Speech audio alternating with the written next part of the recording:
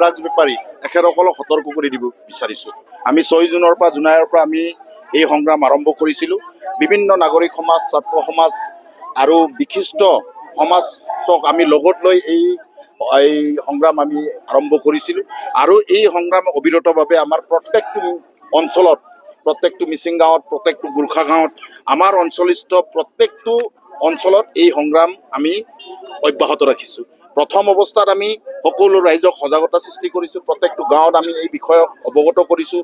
বিশিষ্ট নাগৰিক সমাজক আমি অৱগত কৰিছোঁ, ছাত্ৰ সমাজক অৱগত কৰিছোঁ। আমাৰ যিসকল ড্ৰাগছ ব্যৱসায়ী আছে বা ড্ৰাগছ বিক্ৰেতা আছে এখেতসকলক আমি অনুৰোধ জনাইছোঁ যে আপোনালোকে আমাৰ অঞ্চলবোৰলৈ ড্ৰাগছ ক্ৰয় কৰি আনি আমাৰ অঞ্চলৰ সেই বেপাৰবোৰক বন্ধ কৰিবলৈ, চুলাই মদ বন্ধ কৰিবলৈ আমি কৈছোঁ। আৰু তাৰে অংশ হিচাপে আজি আমি ডিম এইখন বিভিন্ন জাতি জনগোষ্ঠীৰ এটা মিলন তীৰ্থ অঞ্চল। এই অঞ্চলত আমাৰ গোৰ্খা, অসমীয়া ভাষিক মানুহ, ইয়াতে বড়ো, মিচিঙৰ পৰা আৰম্ভ কৰি বিভিন্ন জাতি জনগোষ্ঠীৰে মিলনভূমি এটা ডিম। এই অঞ্চলত আজি আমি ডিম শাখা, গোৰ্খা ছাত্ৰ সন্থা আৰু TMPK ডিম আঞ্চলিক সমিতিৰ সহযোগত আৰু আমাৰ ভাতৃ সংগঠন মিচিং মিমা কেবাং, টাকা মিচিং মিমা কেবাঙৰ সহযোগত এটা বৃহৎ আমি জোৰ সমদল আমি ইয়াতে উলিয়াইছোঁ। আৰু ইয়াৰ জৰিয়তে আমি যিসকল ড্ৰাগছ বিক্ৰেতা আছে এখেতসকলক সতৰ্ক কৰিব বিচাৰিছোঁ। আপোনালোকে ড্ৰাগছ আমাৰ অঞ্চললৈকে নানিব, আমাৰ অঞ্চললৈকে চুলাই মদ নানিব, আমাৰ অঞ্চলত জুৱা খেল বন্ধ কৰিবলৈ কৈছোঁ। আমাৰ অঞ্চলত আমাৰ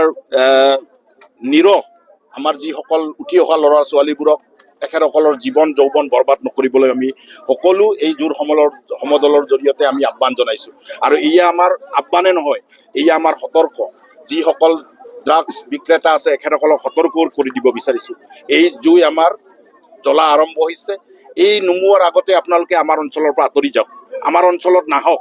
আমাৰ অঞ্চলৰ ভৱিষ্যত আছে, আমাৰ অঞ্চলটোক আগুৱাই নিব লাগিব। আমাৰ অঞ্চলৰ শিক্ষা ব্যৱস্থা, আমাৰ অঞ্চলৰ সামাজিক ব্যৱস্থা আমি আগুৱাই নিব লাগিব।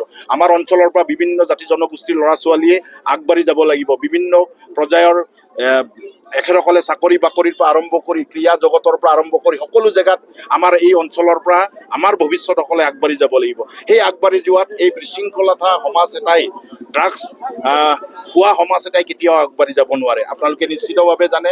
আৰু আপোনালোকৰ জৰিয়তে মই অসমৰ বিভিন্ন জাতি জনগোষ্ঠীৰ ছাত্ৰ সংগঠনসমূহ আহ্বান জনাইছোঁ, আপোনালোকে এই কাম প্ৰত্যেকটো নিজৰ অঞ্চলবোৰত কৰক।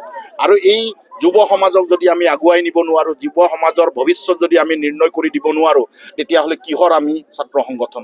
আমি আজি আকচু আৰু TMPKৰ আহ্বানত আৰু ইয়াত থকা বিভিন্ন নাৰী সমাজৰ সৈতে আমি আজি যি এক সমদল উলিয়াইছোঁ, এই সমদলৰ জৰিয়তে অসমবাসীত থকা প্ৰত্যেকটো অঞ্চলৰ মানুহক বা প্ৰত্যেকটো অঞ্চলৰ নাগৰিকক, ছাত্ৰ সমাজক আমি অনুৰোধ জনাব বিচাৰিছোঁ, বেয়া কামবোৰৰ পৰা আঁতৰি থাকক, ড্ৰাগছ খোৱাৰ পৰা আঁতৰি থাকক, বাল্য বিবাহৰ পৰা আঁতৰি থাকক আৰু বিভিন্ন অঞ্চলৰ অসামাজিক কাম কাজৰ পৰা আঁতৰি থাকক আমি অনুৰোধ জনাইছোঁ। আৰু ড্ৰাগছ বিক্ৰেতাসকলক আমি সতৰ্ক কৰি দিব বিচাৰিছোঁ, আপোনালোকে আমাৰ অঞ্চলবোৰত আৰু এবাৰ যে ড্ৰাগছ লৈ আহক, যদি ড্ৰাগছ লৈ আহে তেতিয়াহ'লে আপোনালোকৰ পৰিণাম বেয়া হ'ব। আমি জিলা প্ৰশাসন, আৰক্ষী বিভাগ, অসম চৰকাৰক আমি অনুৰোধ জনাইছোঁ, আপোনালোকে আমাক সহযোগ দিয়ক। আমাৰ ৰাইজ আজি আপোনালোকে চাইছে 1000তকৈ ওপৰৰ মহিলাই আজি, গোৰ্খা মহিলা, মিচিং আমাৰ নাৰী সমাজে আজি এই সমদলক অংশগ্ৰহণ কৰিছে। ইয়াৰ পৰাই প্ৰতিফলিত হয় কুসংস্কাৰ হ'ব, বিশৃংখলা সমাজ ব্যৱস্থা গঢ়িব বিচৰা যিবোৰ সমাজ আছে, সেই সমাজ মানুহ আছে, ব্যক্তি আছে, এখেতসকলে এই আমাৰ লগত চামিল হওক, আমাৰ লগত সৈতে যুঁজক। আমি এই সমাজখনক আগুৱাই যোৱাৰ চেষ্টা কৰিছোঁ। এই সহযোগত আপোনালোকৰ নিতান্তই সহযোগ আমি কামনা কৰিম।